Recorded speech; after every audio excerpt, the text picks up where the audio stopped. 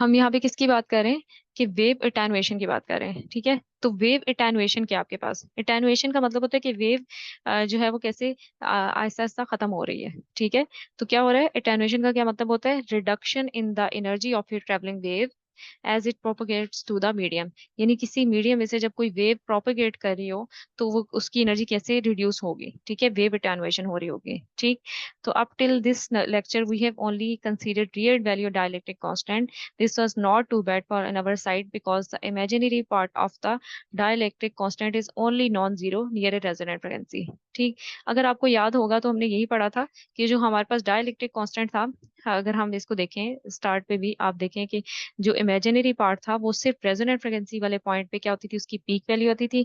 Otherwise उसकी value हमेशा क्या हो रही थी, डिफरेंट हो रही थी। अदरवाइज उसकी वैल्यू हमेशा आपके पास जीरो होती थी।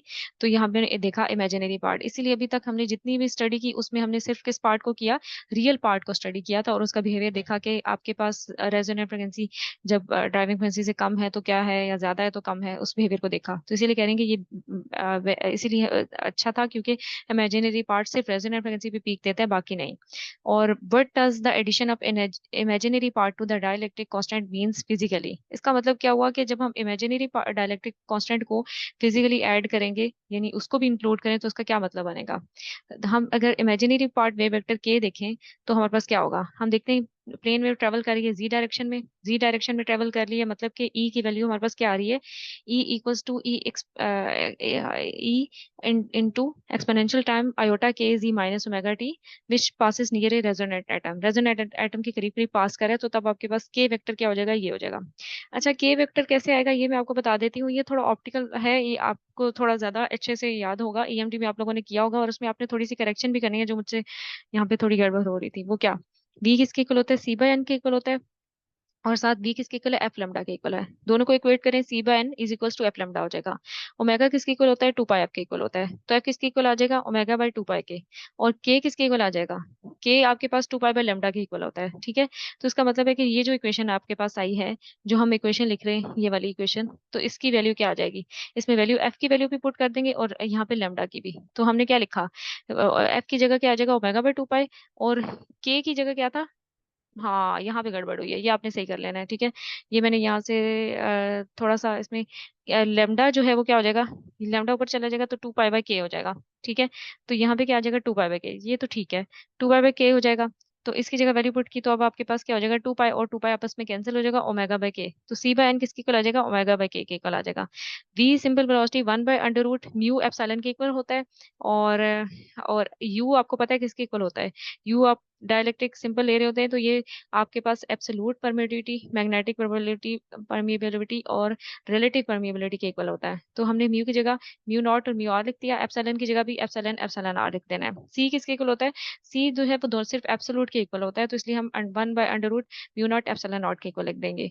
अच्छा, जब ये वैल्यू जब हमारे पास आ गई, वी और सी की वैल्यू आ गई, तो ये हमने क्या करनी है कि वैल्यू इधर पुट कर देनी है। ठीक है, और यहाँ पे एन के बजाय ना हम यहाँ पे जैसे लिख रहे थे ना, C is equal to V is equal to C by N, तो इसको थोड़ा हमें चेंज करना पड़ेगा इसमें। हाँ, इसमें ये गड़बड़ हुई है सिर्फ, तो इसको हम एडजस्ट करेंगे और ये कटेंगे, ये जब वैल्यू पुट करेंगे तो आपके पास क्या बन जाएगी, ओमेगा के की वैल्यू जो बन रही होगी हमारे पास यहाँ पे ये बन रही और म्यू, और हम यहाँ पे अब क्योंकि हमने जब स्टार पे भी हमने कहा कि हम सिर्फ इलेक्ट्रिक फील्ड का पार्ट कंसीडर करेंगे, मैग्नेटिक फील्ड जो है वो ऑलमोस्ट नेग्लिजिबल होगी, तो परमेबिलिटी की वैल्यू क्या आ जाएगी, वन आ जाएगी।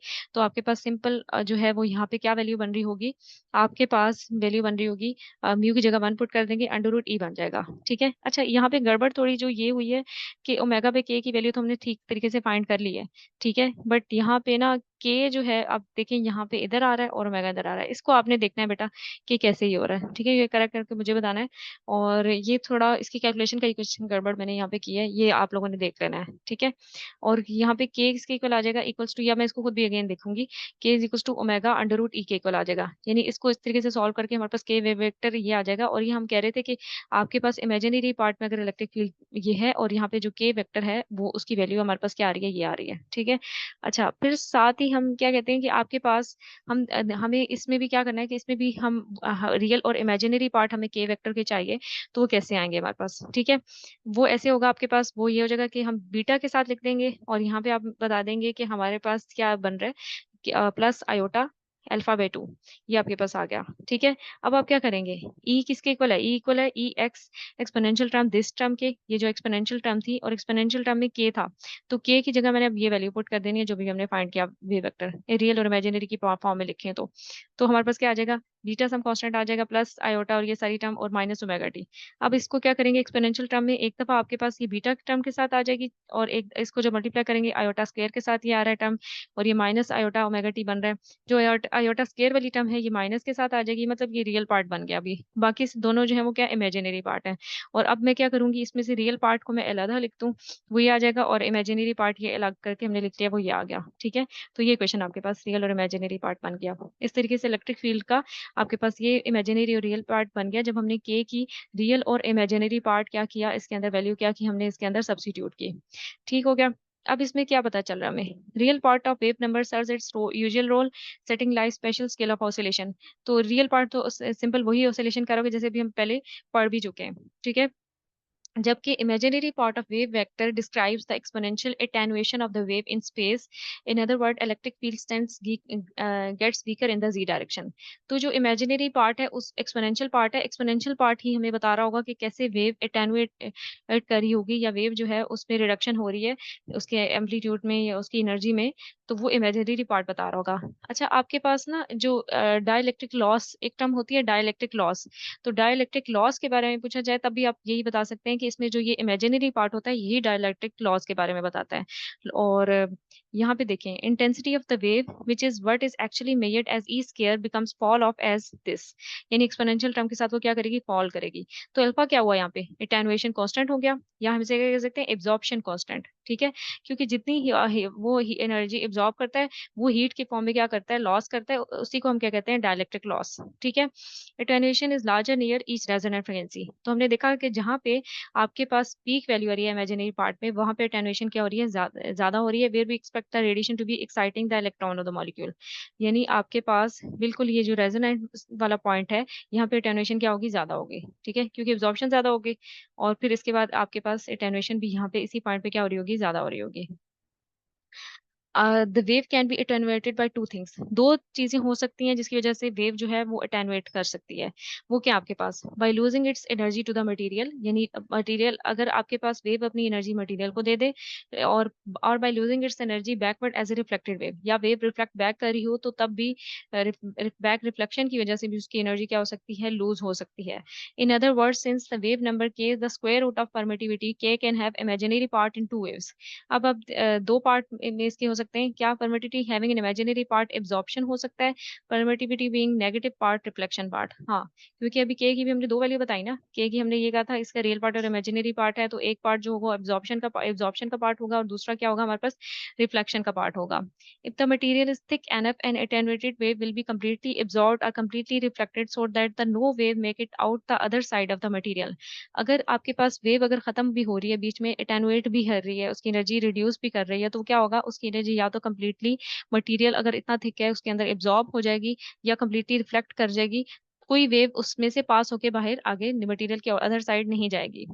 A material which has a significant imaginary part to its permittivity in a certain frequency range is known as lossy material for those frequencies since we have energy is lost to heating up of the material। मैंने आपको कहा ना कि जो energy absorb करेगा वही energy actually dissipate कर देता है मटेरियल के अंदर, तो उसको मटेरियल को क्या कर देगा, हीट कर देगा, हीटिंग कर देगा, ठीक है। अब हम क्या करते हैं, इसी को रिलेशन को हम दोबारा फाइंड करते हैं कि connect the complex wave number and complex permittivity को हम किसी रिलेशनशिप से फाइंड करते हैं, जो कि हमारे पास क्या था, के की वैल्यू क्या थी, के की वैल्यू थी हमारे पास beta plus iota alpha by 2 के इक्वल थी, ठीक है। और साथ ही हमने के की वैल्यू दूसरी की क्या फाइंड की थी, दूसरी हमारे पास यहाँ पे थी ओमेगा और अंडर रूट यहाँ पे डायलेक्ट्रिक की वैल्यू हमने फाइंड की हुई थी, ठीक है। और यहाँ पे डायलेक्ट्रिक की जो वैल्यू है वो भी क्या है हमारे पास, रियल प्लस इमेजिनरी फॉर्म में हम लिखें तो हमारे पास ये आ जाएगा, और वो हमने लिख ली। तो अब हमारे पास क्या आ गया, दो वैल्यूज आ गई, यानी एक हमारे पास के की वैल्यू ये और एक के वैल्यू हुई ये। तो दोनों को इक्वेट कर दें, आपके पास क्या आ जाएगा, यहाँ पे मैं साइड पे मैंने इक्वेट किया है, तो आपके पास क्या आ गया, ये दोनों पे इक्वेट कर लिया, और इक्वेट करने के बाद दोनों का मैंने स्क्वायर ले लिया, बहुत साइड पे मैंने उसका स्क्वायर लिया। तो क्या हो जाएगा, इसका स्क्वायर लेंगे beta square plus iota alpha by two का whole square plus two beta iota alpha by two, यानी ये वही ए प्लस बी का होल स्क्वायर का फार्मूला लग जाएगा। सेम इस पे भी आपके पास स्क्वायर लेंगे, तो यहाँ पे स्क्वायर और अंडर रूट है, तो ये कैंसिल हो जाएगा और आपके पास ये टर्म बच जाएगी। ठीक है। और अब क्या हो रहा है आपके पास, अच्छा एक मैंने यहाँ पे मिस्टेक कर दी है, वो आप करेक्ट कर लीजिएगा कि यहाँ पे आयोटा भी आ रहा है, इसके साथ क्या आ रहा है, आयोटा की टर्म भी आ रही है। और फिर उसके बाद आप देखेंगे कि ये हमने टर्म कर ली, और जब स्क्वायर लिया तो क्या हुआ, आयोटा का यहाँ पे स्क्वायर था तो माइनस आ जाएगा, और आयोटा खत्म हो जाएगा, और टू का स्क्वायर फोर हो गया, अल्फा स्क्वायर आ गया। यहाँ पे आपके पास क्या आ जाएगा, टू से टू कैंसिल हो जाएगा, और आयोटा अल्फा बीटा आ जाएगा, और यहाँ पे ये। तो अब आपके पास ये इक्वेशन बच गई, जो आप यहाँ पे भी देख रहे हैं, ये वाली इक्वेशन बच गई। ठीक है। अब इस इक्वेशन में से आपने क्या करना है, रियल पार्ट निकाल लेना है और इमेजिनरी पार्ट। अब रियल पार्ट में अगर इस साइड पे मैं इक्वेशन में देखूं तो क्या है, ये रियल पार्ट है, और दूसरा आपके पास क्या है, ये रियल पार्ट है, और इस साइड पे देखूंगी तो मेरे पास ये वाला रियल पार्ट है, तो मैंने यही लिख लिया ओमेगा स्क्वायर। और ये आपके पास beta square minus one by four alpha square, ये रियल पार्ट आ गया। और ये जो आपके पास पार्ट आया ये वाला और ये वाला, ये क्या आ गया, इमेजिनरी पार्ट आ गया। ठीक है। तो रियल और इमेजिनरी पार्ट हमने कॉम्प्लेक्स डाइलेक्ट्रिक और इससे फाइंड कर लिया। तो हमारे पास क्या आ जाएगा, कॉम्प्लेक्स वेव नंबर और कॉम्प्लेक्स डाइलेक्ट्रिक परमिटिविटी से हमने ये एक रियल और इमेजिनरी पार्ट फाइंड कर लिए। अब हमने इसे बैक रेजोनेटिंग बिहेवियर में देखेंगे, जब अल्फा हमारे पास वेरी लेस देन बीटा है तब क्या होगा। अल्फा अगर वेरी अल्फा जो है वो हमारे पास बहुत कम है बीटा से, तो हमारे पास ये होगा कि यानी ये वाला जो पार्ट है, इसकी अगर हम लेफ्ट हैंड साइड इक्वेशन देख रहे हैं, beta square minus one by four alpha square, और हम यहाँ पे कह रहे हैं कि अल्फा बहुत छोटा है बीटा से, इतना छोटा है बीटा से कि हम कहते हैं कि ये वाली टर्म आपके पास क्या बन रही है, आप समझें कि ना होने के बराबर है। तो यहाँ पे बीटा स्क्वायर ही आ जाएगा, यानी beta square minus one by four alpha square किसके इक्वल आ जाएगा, बीटा स्क्वायर के इक्वल आ जाएगा। और आपके पास ये जो है ये वाली टर्म, इसकी राइट हैंड साइड वैसी ही रहेगी वहाँ, क्योंकि अल्फा बीटा कुछ भी नहीं है, तो वहाँ ओमेगा स्क्वायर और एप्सिलॉन प्राइम के इक्वल आ जाएगा। अब आप क्या करेंगे कि बीटा स्क्वायर एप्सिलॉन प्राइम के इक्वल था, तो बीटा का स्क्वायर दूसरी साइड पे जाएगा तो अंडर रूट बन जाएगा, और हमारे पास क्या आ जाएगा, ओमेगा और अंडर रूट आपके पास डायलेक्ट्रिक कांस्टेंट ये आ गया आपके पास। ठीक है। अब आप क्या करेंगे, उसके बाद आप इमेजिनरी पार्ट को लें, इमेजिनरी पार्ट में alpha beta is equal to omega square ये था, तो यहाँ पे अल्फा इधर ही रहा, बीटा दूसरी साइड पे चला गया, तो ये आ गया आपके पास बीटा नीचे। ठीक हो गया। अब यहाँ से बीटा की वैल्यू हमने फाइंड की हुई थी, वो वैल्यू हमने इसके अंदर सब्स्टिट्यूट कर दी, तो ये वैल्यू आ गई आपके पास। ठीक है। अल्फा किसके इक्वल आ गया आपके पास, अल्फा यहाँ पे इक्वल हो गया आपके पास, क्योंकि एक ओमेगा नीचे था एक ऊपर, तो वो कैंसिल हो गया, omega epsilon prime by under root epsilon prime, double prime, और ये आ गया आपके पास। तो ये आपके पास अभी किसकी वैल्यू आ रही है, अल्फा की वैल्यू आ रही है। इसको हम देख भी लेते हैं क्या है आपके पास, meaning of the meaning of all this parameter can be summarised, हम इस तरह कर सकते हैं कि आपके पास जो बीटा है वो रियल के जो है वो किसको शो कर रहा होगा, बीटा आपके पास इमेजिनरी पार्ट को किसको कर रहा है, रिफ्रैक्शन को। Higher beta represents lower waves that bends more its it interfaces, interfaces पे आपके पास क्या हो रही है, आपको कह रहे हैं कि अगर बीटा की वैल्यू ज्यादा है, रिफ्रैक्शन हो रही होगा। रिफ्रैक्शन आपको याद होगा क्या होता है, एक मीडियम से दूसरे मीडियम में एंटर होना। ठीक है। रिफ्रैक्शन का मतलब होता है। तो और ये सारा पार्ट हमें कह रहे हैं किसके लिए, इमेजिनरी पार्ट के लिए कर रहे हैं, डायलेक्ट्रिक कांस्टेंट के लिए। तो उसमें हम ये डिस्कस कर रहे हैं, जो हम कह रहे हैं कि बीटा आ रहा है, बीटा रियल होने का मतलब ये है कि आपके पास क्या हो रहा है कि हायर बीटा मीन्स का मतलब है वेव स्लो हो रही है किस इंटरफेसेस पे, यानी एक पॉइंट एक मीडियम से जब दूसरे पे इंटर हो रही है, वो इंटरफेस पॉइंट जहाँ पे आ रहे हैं वहां पे वेव क्या हो रही है, स्लो हो रही है। और बीटा ज्यादा है तो वेव स्लो हो रही है। अल्फा किसके इक्वल आ जाएगा, अल्फा का मतलब है एटेनुएशन, एटेनुएशन है हमारे पास, एटेनुएशन कांस्टेंट है। तो हायर अल्फा, अगर अल्फा की वैल्यू ज्यादा होगी तो उसका मतलब है वेव क्या करेगी, that die quick down quicker through space. तो अल्फा इसका मतलब है कि वेव जो है वो फौरन खत्म हो जाएगी। एटेनुएशन है ना, एटेनुएशन का मतलब होता है कि वेव रिड्यूस कर रही है, तो उसका मतलब वेव फौरन क्या करेगी करेगी खत्म हो जाएगी। फिर उसके बाद एक और आ जाता है आपके पास डाइलेक्ट्रिक कांस्टेंट ई प्राइम। तो आपके पास क्या हो रहा है, ई एनर्जी स्टोरेज और रिमिशन, यानी means energy stored more strongly. ये डाइलेक्ट्रिक का मतलब ही आपको पता है कि एनर्जी स्टोर करना, डाइलेक्ट्रिक कांस्टेंट का मतलब। तो यहाँ का मतलब क्या होगा, ई प्राइम का मतलब होगा कि वो एनर्जी क्या कर रहा है, स्टोर कर रहा है, एनर्जी स्टोर कर रहा है स्ट्रांगली। और ई प्राइम का मतलब होगा एनर्जी लॉस कर रहा है। मैंने आपको पहले ही बता दिया, ई डबल प्राइम जो इमेजिनरी पार्ट होता है ये हमेशा क्या बताता है, डाइलेक्ट्रिक लॉस के बारे में बताता है कि जितनी एनर्जी एब्जॉर्ब की थी वो कैसे उसने मटेरियल के अंदर डेसिपेट की, वो डेसिपेट की in the form of heat. तो हायर इसका मतलब है कि उसने मोर एनर्जी जो है वो किस में कन्वर्ट हुई है, हीट में कन्वर्ट हुई है। ठीक है। और जो आपके पास सिंगल प्राइम के साथ अगर डाइलेक्ट्रिक कांस्टेंट आ रहा है तो इसका मतलब है कि एनर्जी कितनी ज्यादा मटेरियल के अंदर क्या हुई है, स्टोर हुई है। ठीक हो गया। यहाँ पे हमने अभी ये जो पार्ट देख लिया, इसमें हमने सिंपल एट वेव एटेन्युएशन का पार्ट कर लिया और इमेजिनरी पार्ट को हमने जो है वो यहाँ पे इसको डिस्कस कर लिया।